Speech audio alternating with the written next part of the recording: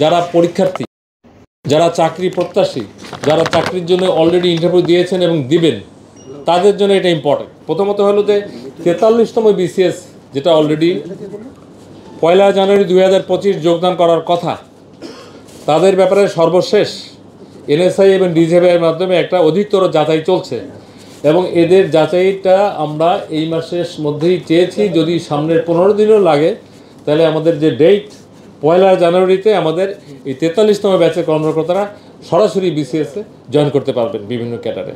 This is number 1। Number 2, 44তম batch. 44তম ব্যাচের মধ্যে পরীক্ষার্থী ছিল আমাদের, এদের মৌখিক পরীক্ষাটা চলমান ছিল। তার মানে আমি 5ই আগস্টের আগের কথা বলতেছি, চলমান ছিল।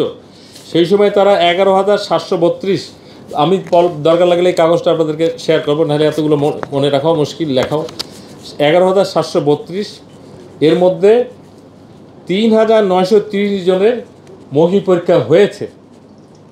তো সরকার যারা সিদ্ধান্ত নিয়েছে, আমাদের নতুন পাবলিক সার্ভিস কমিশন ফরমেশন হয়েছে, এটা অলরেডি 8 জন সদস্য এবং একজন চেয়ারম্যান আমরা সরকার দিয়েছে। তো এই বিসিএসএ লিখিত পরীক্ষার এখন যেটা সিদ্ধান্ত হয়েছে, যে কয়জনের হয়েছে এটা আমরা সুপারসিড করে সকলকেই নতুন করে ভাইবা নেওয়া হবে। অতএব এই আমাদের 44তম বিসিএসএ 11,732 জন প্রার্থীর পরীক্ষা নতুন করে নেওয়া হবে। এবং আপনারা জানেন viva board is a very sensitive. এখানে নিজস্ব লোক থাকে, সাবজেক্টের লোক থাকে, সরকারের লোক থাকে। এই জায়গায় একটা নার্ভ কাজ করে এবং এই যে 5ই আগস্ট অথবা 8ই আগস্টের পরিবর্তিত সরকারের পরিপ্রেক্ষিতে যে সরকার গঠিত হয়েছে, সেই সরকারের পালসের আলোকে এই কমিটিগুলি কাজ করবে। এটা হলো 44।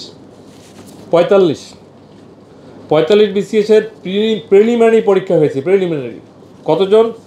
12,789 জনকে নেওয়া হয়েছে। এখন যারা সিদ্ধান্ত হয়েছে, এদের লিখিত পরীক্ষার খাতা, যেটাকে বলে স্ক্রিপ্ট, দেখা চলছে।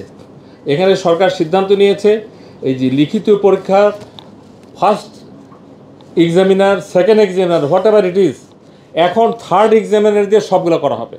এবং থার্ড এক্সামিনার যারা দেখবেন, এবং আমি সরকারের পলিসিতে তারাই এক্সামিনার হয়, সেই থার্ড এক্সামিনার যেই খাতা দেখবেন সেই নাম্বারের ভিত্তিতে তাদের বাকি কার্যক্রম শুরু হবে। তাহলে এটা হলো আমাদের, এদের সংখ্যা আপনি পেলেন 12,779। এই জন্য একবার আমি টোটালটা যোগ দিয়েছি সিলেকশন হওয়ার পরে যেটা হবে। 46তম বিসিএস।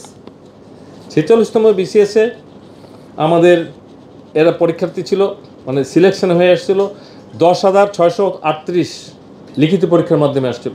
এখন যারা সিদ্ধান্ত হয়েছে নতুন পিএসসি, এক্ষেত্রে সম্ভাব্য বৈষম্য দূরীকরণের লক্ষ্যে ইতিমধ্যে নির্বাচিত প্রার্থীদের সঙ্গে সমসংখ্যক, অর্থাৎ এই যে 10,638 প্লাস 10,638, তার মানে আমরা 21,276 জন লিখিত পরীক্ষাকে তুলে এনে এদেরকে বাকিটা মূল্যায়ন করা হবে।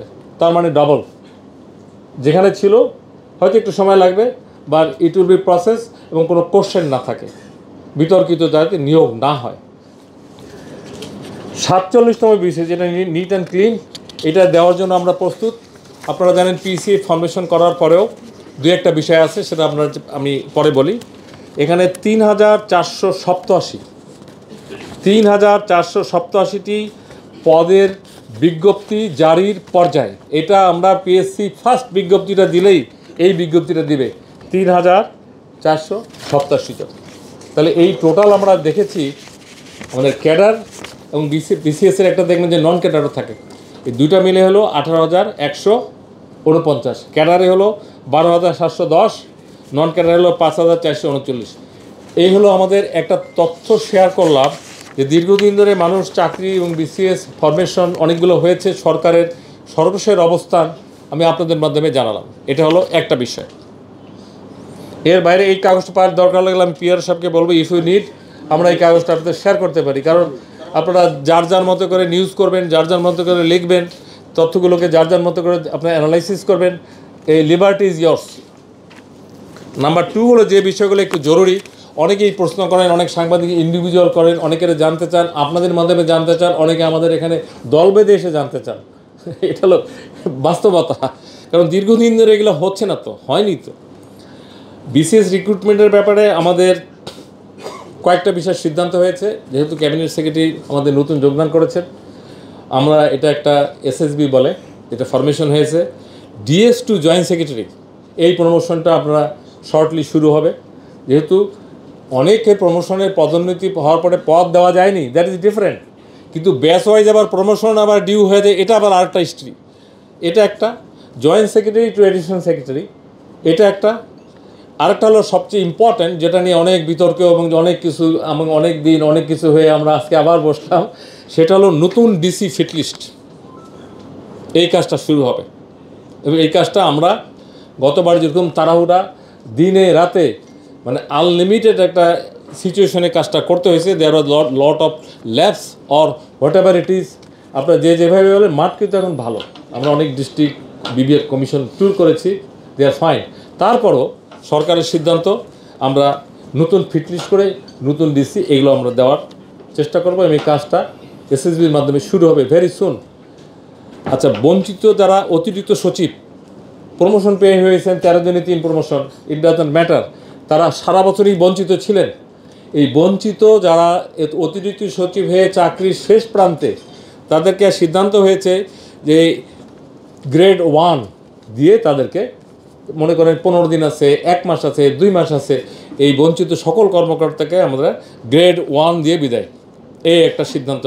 এটা আমি মনে করি অনেকেরই মনের দুঃখ, প্রমোশন হবে এবং সামাজিকভাবে, পারিবারিকভাবে, আর্থিকভাবে তারা বেনিফিটেড হবে। এইটার জন্যই মানুষ চাকরি করে এবং এইটার জন্যই মানুষ, আমরা অনেক কিছু দাবি ইত্যাদি দাবি করার আগেই যেতে হয় যেন সরকার, আমরা এটার সিদ্ধান্ত নিয়েছি। আরেকটা হলো আধার ক্যাডার, এদের এন্ট্রি এবং কিছু বিধিবিধান আছে। আধার ক্যাডারের প্রমোশনটা বিধি মোতাবেক প্যারালাল শুরু হবে।